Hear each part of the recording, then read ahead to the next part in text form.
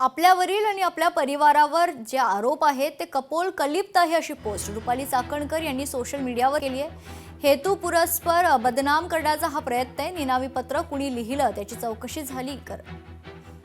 करा असं खरं तर मागणी रुपाली चाकणकरांनी।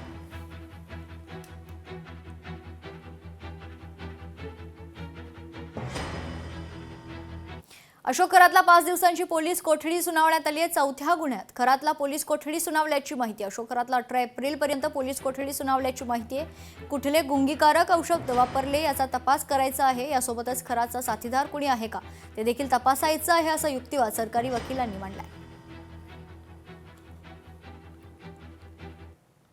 तर दुसरीकडे कल्पना खरात गेल्या 15 दिवसांपासून बेपत्ता आहे। कल्पना खरात यांच्या आईनं चिंता व्यक्त केली आहे। गुन्हा दाखल झाल्यापासून कल्पना खरात फरार असून एवढ्या दिवसात ती माहेरी आलेली नाही। कुठे आहे मला माहिती नाही अशी खरं तर चिंता कल्पना खरातच्या आईनं व्यक्त केली आहे।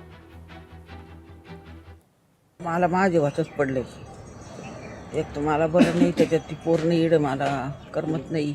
एक दिवस नाही ती माहेरी आली का, एक दिवस नाही कुठे गेली ना। आता 15 दिवस झाले तशी नाही। लोकशाही मराठी ऐका, पहा, जागरूक रहा।